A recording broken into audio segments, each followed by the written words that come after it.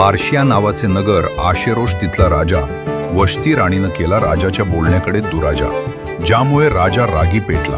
राणीच्या आज्ञाभंगाचा परिणाम मुकुट तिनं गमावला.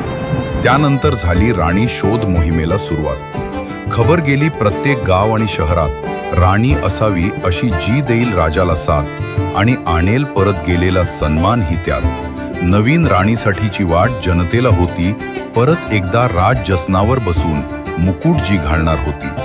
प्रत्येक नगर आणि गाव शोधून काढली, एक यहुदी मुलगी त्यात कैद झाली. नावाप्रमाणेच राजाच्या डोळ्यात ताऱ्याप्रमाणे चमकली. असंख्य मुलींमधून एस्तेरची राणी म्हणून निवड झाली. यहुद्याचं रक्त आहे हे मात्र गुप्त राहिलं. मर्दख्याच्या आज्ञावर तिनं पाऊल टाकलं. मर्दख्याने दिला हामानासमोर झुकायला नकार, ज्यामुळे हामानाने केला संपूर्ण यहुदाचा तिरस्कार. हामान दुष्टपणे षडयंत्र रची संपूर्ण राष्ट्राला मारण्याचे कट तो करी. परंतु मर्दख्य देतो राणीला धडे की यहुदा राष्ट्राला हामानापासून सोडवावे आणि न्याय यहुदाला तुझ्याकडून सापडावे. याचसाठी नसेल का देवाने तुला निवडिले. एस्तर देवाच्या विश्वासाने स्वीकारते ते आव्हान.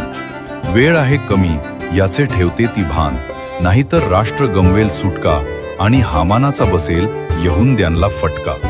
याचसाठी उपास धरून 3 दिवसांनी राजाकडे धाडसाने गेली. भीतीला नाही झाली गुलाम ती, मेले तर मेले ही विधान तिची. राजाने राजदंड पुढे करून जीव तिचा वाचवला, कारण अशा वेळी राजाला जो भेटला तो मेला. राजा विचारे बोल राणी, अर्ज तुझा काय? अर्ध शहर मागशील तर तेही दिल जाईल.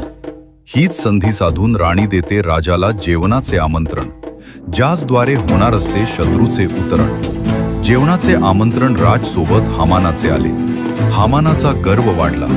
मर्दख्याला मारायला खांब त्याने उभारला मेजावर. राजा विचारी राणी, अर्ज तुझा काय? सांग तरी माझ्या लोकांना गुलामीतून सोडवावे, हीच माझी मागणी, असे एस्तेर बोली. यावरून राजा त्रेधाने उठतो. कोण आहे तो असा प्रश्न विचारतो. राणी कळवता हामानाचे नाव.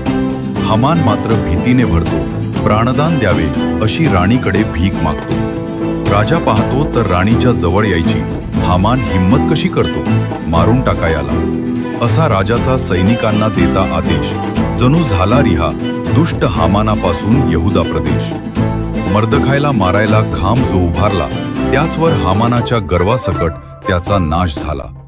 मर्दख्याने वाचवले राजाचे प्राण, यासाठी होतो त्याचा गावभर सन्मान. आझादी चालत येते यहुदासाठी, खरे मर्दख्य आणि एस्तेरच्या देवाद्वारे. सर्वत्र वातावरण होते स्नेहळा आणि जल्लोषात होतो पुरीम सणाचा जयंत सोहळा.